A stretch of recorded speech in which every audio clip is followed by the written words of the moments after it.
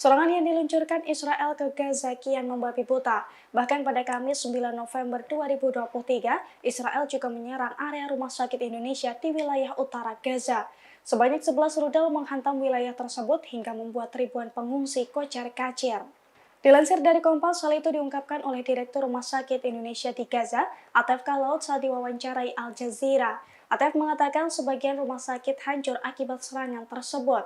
Sementara dalam video yang beredar menunjukkan cahaya terang muncul di langit di area Rumah Sakit Indonesia. Terlihat pula kepanikan para pengungsi di halaman rumah sakit tersebut. Mereka berlarian dari tenda-tenda yang didirikan di halaman rumah sakit menuju gedung rumah sakit untuk berlindung. Atef pun mengatakan bahwa pecahan-pecahan peluru besar sampai berterbangan di dalam rumah sakit. Diketahui sebelumnya Rumah Sakit Indonesia dilaporkan menjadi tempat pengungsian dari ribuan orang akibat serangan dari Israel. Namun mirisnya rumah sakit tersebut tidak akan beroperasi dalam 24 jam karena kekurangan bahan bakar. Di mana menurut Atef saat ini solar untuk Rumah Sakit Indonesia hanya tersisa 1.100 dan itu hanya cukup untuk 1 hari. بسم الله الرحمن الرحيم. اليوم التاريخ الخميس الموافق 9/11/2023. لم يتبقى من السولار إلا 1100 لتر، وهذا يكفي لمدة يوم واحد فقط. المستشفى سوف تتوقف بالكامل عن العمل غدا إن لم يتم إمدادها بالسولار اللازم للمولدات الكهربائية.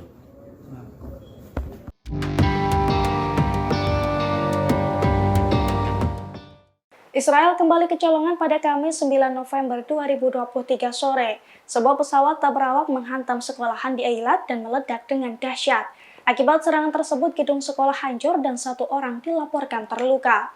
Serangan tersebut dikonfirmasi oleh pasukan pertahanan Israel atau IDF pada Kamis 9 November 2023. IDF mengatakan bahwa pihaknya tengah menyelidiki insiden tersebut. Namun sumber keamanan menduga bahwa drone tersebut kemungkinan besar merupakan drone bunuh diri yang dikirimkan Houthi di Yaman. Sementara menurut layanan tanggap darurat di wilayah tersebut, serangan drone itu menyebabkan seorang pria terluka. Pria berusia 20 tahun tersebut kemudian dievakuasi ke pusat medis Yoseftal seusai menghirup asap. Selain itu, para medis merawat 5 orang yang menderita kecemasan. Terkait hal ini, Houthi telah mengaku bahwa pihaknya bertanggung jawab atas serangan di Eilat tersebut. Menurut pengakuan Houthi, pihaknya meluncurkan sejumlah serangan ke berbagai sasaran sensitif di Israel.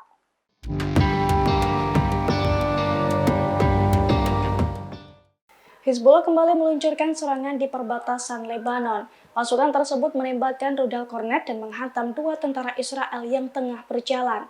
Selain itu, 1 mobil yang tengah melintas juga turut menjadi korban. Video detik-detik rudal Hizbullah menghantam pasukan Israel itu beredar di Telegram pada Kamis 9 November 2023. Dalam video tersebut tampak pasukan Hizbullah tengah mengintai 2 tentara IDF yang berjalan beriringan. Dalam hitungan detik, rudal yang diarahkan ke 2 tentara Israel itu pun diluncurkan dan meledak dengan dahsyat. Ledakan dari rudal Hizbullah itu tampaknya juga mengenai sebuah mobil putih yang melaju di belakang 2 tentara Israel. Diketahui dalam beberapa waktu belakangan, serangan Hizbullah ke arah Israel semakin intensif. Serangan dari pasukan Lebanon itu pun diklaim sebagai balasan atas serangan IDF ke Hamas di Gaza, di mana serangan Israel itu menyebabkan sekira 10.000 orang tewas sejak tanggal 7 Oktober 2023.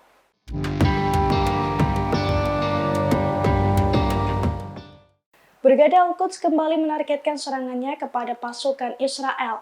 Dari jarak dekat, kelompok militan Palestina itu meluncurkan tembakan epik dan menghancurkan tank Merkava 4 pas Israel dalam hitungan detik. Video detik-detik menegangkan prajurit Al-Quds memusnahkan tank canggih Israel itu beredar di Telegram pada Kamis 9 November 2023. Dalam video tersebut tampak prajurit Brigade Al-Quds yang memakai kaos hitam menentek senjata berukuran panjang. Ia menyusuri sejumlah bangunan yang telah hancur akibat serangan dari musuh. Setelah melihat target, prajurit Al-Quds langsung mengarahkan tembakannya ke arah tank Merkava 4. Dalam sekali tembakan, tank canggih Israel itu pun meledak dengan dahsyat. Bersama dengan ledakan itu, prajurit Al-Quds juga langsung bertakbir. Diketahui dalam serangan tersebut, prajurit Al-Quds menggunakan rudal anti-armor. Akibat serangan tersebut, Al-Quds mengklaim bahwa Israel mengalami kerugian yang cukup besar.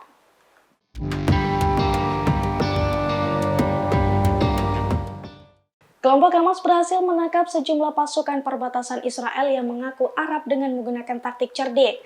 Mereka memakai seragam IDF lengkap untuk mengelabui Israel dan menyergap fasilitas militer di perbatasan. Video penangkapan sejumlah pasukan Israel itu beredar di Telegram pada Kamis 9 November 2023. Dalam video yang beredar, tampak Hamas menyergap fasilitas militer dan menodongkan senjata ke arah pasukan perbatasan Israel. Sejumlah tembakan pun dilayangkan pada fasilitas militer di perbatasan tersebut. Dalam aksinya, mereka juga terlihat membekuk sejumlah pasukan Israel yang berada di dalam mobil di kawasan tersebut. Pasukan perbatasan Israel yang ketakutan saat ditangkap itu pun langsung diinterogasi tentang keberadaan rekannya. Diketahui dalam keterangan di unggahan itu, disebutkan bahwa penyergapan tersebut terjadi pada tanggal 7 Oktober silam, di mana saat itu merupakan hari pertama operasi khusus melawan Israel.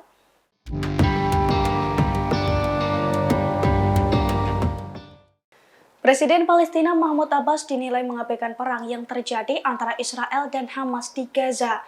Buntut dari dugaan tersebut, kini rakyat Gaza menolak mentah-mentah perintah dari Abbas. Bahkan pemerintah Palestina disebut tidak memberikan dampak apapun terhadap warga di Gaza. Di tengah penyerangan Israel, masyarakat Gaza rupanya belum menginginkan pembentukan pemerintahan otoritas Palestina. Padahal Abbas menyatakan bahwa PA mungkin terbuka untuk kembali ke Gaza sebagai bagian dari penyelesaian politik di masa depan. Namun rupanya Abbas tidak didukung oleh sejumlah penduduk di Gaza, satu diantaranya Muhammad yang berusia 25 tahun. Muhammad mengatakan pengambil alihan Gaza oleh otoritas Palestina bukanlah solusi yang akan diterima atau didukung oleh masyarakat. Pasalnya penolakan tersebut karena ia bisa melihat apa yang terjadi di tepi barat yang berada di bawah kendali PA, di mana selalu ada penggerbekan di banyak kota dan orang-orang selalu ditangkap di daerah-daerah yang dianggap berada di bawah kekuasaan otoritas Palestina. Bahkan ia menilai bahwa otoritas Palestina tidak akan merubah apapun di Gaza, sehingga pemerintahan Abbas dinilai tidak akan menguntungkan apapun bagi Gaza. Dalam kesempatan itu, Muhammad justru mengaku mendukung pemerintahan Persatuan Nasional, termasuk Hamas, Fatah, dan fraksi Palestina lainnya.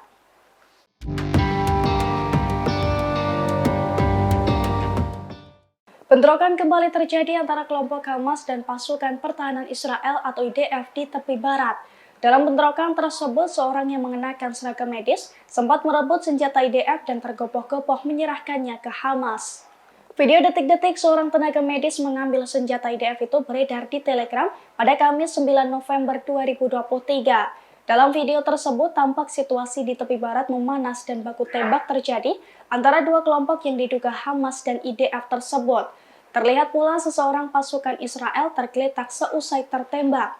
Dalam hitungan detik, tenaga medis yang ada di lokasi pun mendekatinya dan merebut senapan milik pria tersebut. Dengan tergopoh-gopoh, tenaga medis itu menyerahkan senjata IDF ke salah satu pria yang diduga bagian dari kelompok Hamas.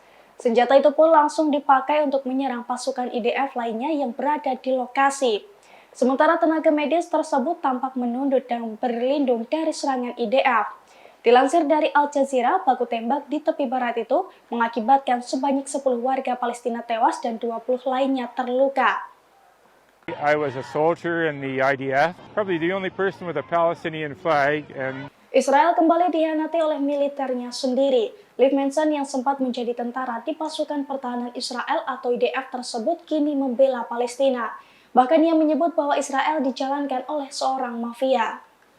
Pernyataan Manson itu diungkapkan saat mengikuti demonstrasi kemerdekaan Palestina di Prince George pada 28 Oktober lalu. Dalam aksi tersebut, para pengunjuk rasa memegang berbagai macam atribut yang berkaitan dengan Palestina. Mereka melambai ke arah mobil di sepanjang Ospika Boulevard, di mana Manson yang merupakan warga asli Israel itu tampak membawa bendera Palestina di tangannya. Dalam sebuah video singkat, Manson mengaku sebagai tentara di IDF pada 40 tahun silam. Namun kini dengan bangga, Manson memilih mendukung Palestina. Ia sempat menggambarkan bahwa dulunya IDF merupakan masa penuh harapan. Namun kemudian ia mengaku menyaksikan proses perdamaian disabotase di setiap langkah. Ia pun menilai banyak kejanggalan di Israel, bahkan menurutnya negara tersebut dijalankan oleh seorang mafia. Selama menjadi tentara IDF, ia juga mengaku melihat banyak percobaan pembunuhan dan pertumpahan darah. Oleh karena itu, ia akhirnya membelot dan mendukung penuh kemerdekaan Palestina. ורוצה שכולם יהיו בריאים וחזקים. אני חושבת שמי Tawanan Hamas menyatakan siap membebaskan 2 tahanan Israel karena alasan kemanusiaan. Jelang pembebasan tersebut, militer Hamas merilis video yang menunjukkan pernyataan 2 tahanan, di mana salah satu tahanan tersebut mencaci maki Perdana Menteri Israel Benjamin Netanyahu dan menyebutnya sebagai biang kerok penderitaan. Tahanan yang memberikan pernyataan tersebut merupakan seorang wanita lanjut usia bernama Hannah Kastir. Dalam pernyataannya, Hannah mengaku akan segera bertemu dengan keluarganya minggu depan. Ia juga mengatakan bahwa kekacauan di Israel dan Gaza merupakan ulah Netanyahu. Menurutnya, Netanyahu menghancurkan kehidupan banyak orang, termasuk menargetkan orang-orang dan menyiksa mereka. Bahkan Hannah mengklaim Netanyahu melakukan kesalahan besar dan menyebabkan kerugian besar bagi banyak pihak. Oleh karena itu, Hannah mendesak Netanyahu untuk segera mundur dari jabatannya.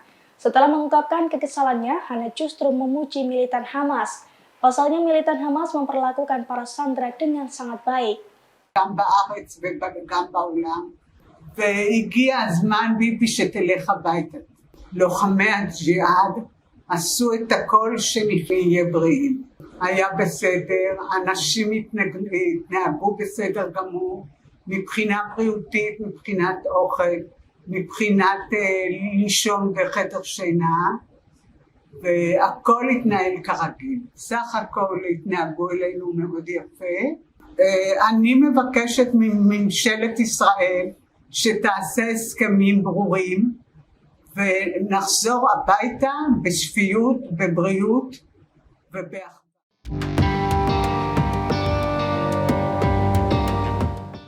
Kelompok Hamas melakukan berbagai upaya untuk membobol sistem pertahanan Israel. Bahkan Hamas memanfaatkan aplikasi kencan untuk mengelabuhi tentara Israel. Dengan cara tersebut, Hamas mengklaim berhasil meretas telepon seluler milik ratusan tentara Israel. Untuk mendekati tentara Israel, Hamas menggunakan foto dan profil palsu dari wanita muda yang menarik di media sosial. Setelah membangun hubungan dengan tentara Israel, peretas Hamas akan membujuk mereka untuk mengunduh aplikasi yang dapat memberikan akses ke telepon mereka. Dengan modus lain, Hamas menggunakan aplikasi kencan untuk mendekati tentara Israel. Sebagai bagian dari penipuan, para agen pertama-tama berusaha mendapatkan kepercayaan para tentara. Kemudian mengalihkan pembicaraan ke aktivitas mereka di militer, meminta foto, video, dan juga informasi tertulis untuk mengetahui keberadaan dan unit mereka. Meski Hamas mengklaim jebakan tersebut berhasil, namun militer Israel mengatakan bahwa mereka telah menggagalkan upaya peretasan tersebut. Mereka juga tidak mengungkapkan berapa banyak tentara Israel yang telah terpancing dan mengunduh aplikasi yang dapat memberikan akses ke telepon mereka.